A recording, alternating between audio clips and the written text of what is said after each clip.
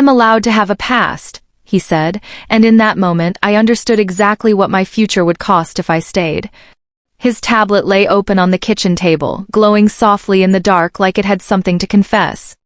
Her face was everywhere. Smiling selfies. Old vacations. Intimate screenshots he hadn't even bothered to hide. The room smelled like cold coffee and dishonesty. I remember how quiet it was. No dramatic music, no shouting, just the low hum of the refrigerator and my heartbeat slowing instead of racing. He didn't apologize. He shrugged, defensive, casual, as if my hurt was an inconvenience. When I agreed with him, he looked relieved. He didn't realize agreement can be a goodbye. I packed only what I could carry without shaking. No notes. No slammed doors. I left before sunset. By morning, my phone vibrated itself breathless. 15 missed calls. Then the knock, soft, desperate. I watched through the peephole as his past finally caught up to him. I had been with him long enough to learn the shape of his silences. We met when I was still practicing how to be chosen. Laughing softer, needing less, apologizing first. He liked that version of me. It required no effort on his part. I fit neatly into his life, never asking him to rearrange anything, especially not his memories. He talked about loyalty like a theory, not a practice. I listened. I always listened. Friends called me patient, I knew better. I was convenient. When he forgot important dates, I forgave him before he asked. When he compared me to women he'd loved before, I pretended not to hear the math in his voice. I learned early that being calm made people assume I would endure anything quietly. I'd grown up in rooms where my needs were background noise. You adapt to that. You become observant. Careful. You learn how to leave without being chased, until someone finally notices the space you once filled. He thought my silence meant acceptance. He mistook my restraint for weakness. What he never understood was that I wasn't staying because I didn't see the disrespect. I was staying because I was deciding when to stop explaining myself. The disrespect never arrived loudly. It slipped in between moments, dressed as nothing. A pause before answering my questions. A half smile when his phone lit up and he turned it face down. He spoke about his ex like a reference point. She used to love this place, she hated mornings like you don't. Always comparisons, never conclusions. At dinners, he'd drift mentally, eyes softening at memories I wasn't part of. When I asked what he was thinking, he'd say, "Nothing," but his tone carried weight, as if I'd interrupted something sacred. Sometimes he'd scroll through old photos right beside me, thumb slowing, breath changing. When I noticed, he'd laugh lightly and say I was reading too much into it. He never raised his voice. He didn't need to. He corrected me gently, publicly, finishing my sentences, rephrasing my opinions as if improving them. When I went quiet, he seemed satisfied. Silence to him meant peace. I began to feel like a guest in my own relationship, careful not to touch the fragile past he kept polished and within reach. Every small moment taught me the same lesson. I was present but never central. The moment didn't explode, it settled. Late at night, I stood in the kitchen while he slept, the tablet still warm in my hands. I wasn't shaking. That surprised me. I scrolled slowly, deliberately, as if reading evidence instead of memories. The intimacy wasn't just preserved, it was curated. He hadn't forgotten her. He had archived me. When he woke and found me there, he didn't ask why I was hurt. He asked why I was looking. That told me everything. Then came the line, delivered calmly, almost kindly. "I'm allowed to have a past." I nodded. Not because I agreed, but because clarity finally arrived. He wanted permission to live in two timelines while I stayed patient in the present. He expected me to negotiate my dignity. I realized I had already tried every quiet compromise. I had explained, adjusted, minimized myself. None of it changed him. It only trained him. So I did the only thing I hadn't tried yet. I stopped arguing. I stopped hoping he'd understand. I packed without ceremony, without tears, without witnesses. The turning point wasn't leaving, it was choosing not to be convincing anymore. I didn't rush. Revenge, if it's going to last, requires patience more than anger. I reviewed everything with the same care I used at work, documents first, emotions later. The lease was in my name. The shared savings account was not as shared as he assumed. I photographed what mattered, emailed copies to myself, and closed tabs without leaving traces.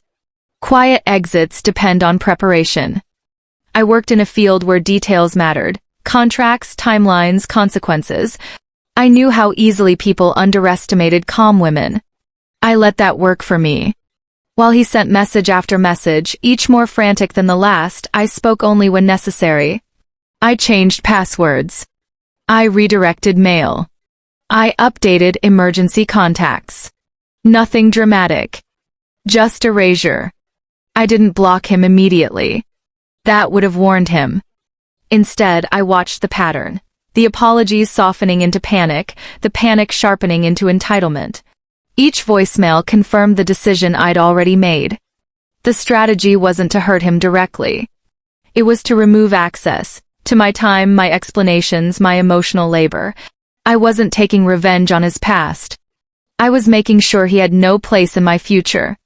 Silence, used correctly, does the work people assume confrontation must handle. I didn't answer when he showed up the next morning. I stood on the other side of the door, shoes already on, keys warm in my palm. Through the wood I could hear his breathing, ragged now, unfamiliar. He knocked once, then again, softer, like he was afraid to bruise the silence. I waited until he said my name the way people do when they realize they might have already lost something. Later, I sent one message. Not an explanation. Just a confirmation. I've moved out. Please don't come by again. No punctuation to soften it. I watched the typing bubble appear and disappear for several minutes before nothing followed.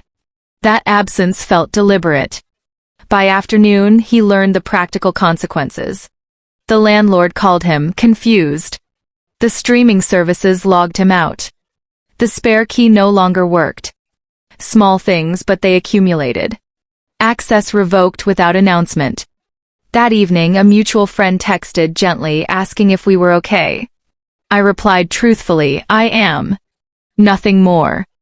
There was no confrontation, no dramatic last word. Just the steady realization, settling in him piece by piece, that I had exited cleanly and taken my peace with me.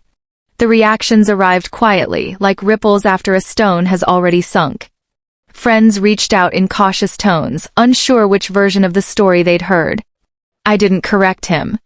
I didn't need to. The truth has a way of revealing itself when you stop managing it. People noticed his agitation, the way he over-explained, the sudden urgency in his voice. Calm absences are hard to argue with. His reputation didn't collapse, it thinned. Invitations slowed. Conversations shortened. He became the man who in the weeks that followed, life didn't transform dramatically. That was the reward. Mornings were quieter.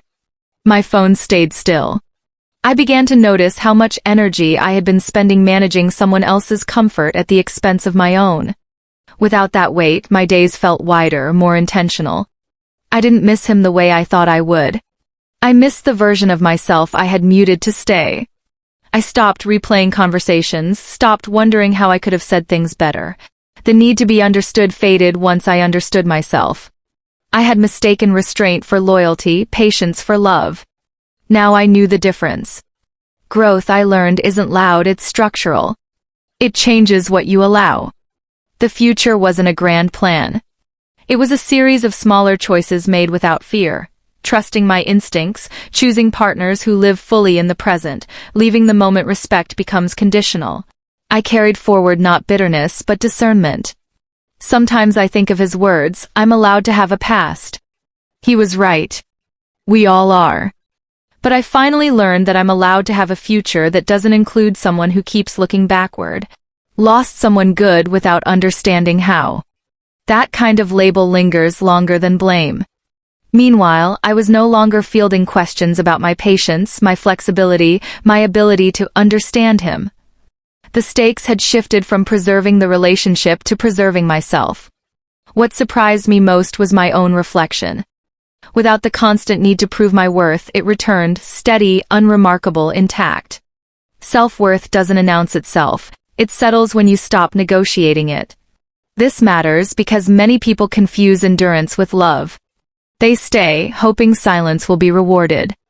Sometimes the most radical thing you can do is leave without demanding to be believed, and trust that peace is evidence enough.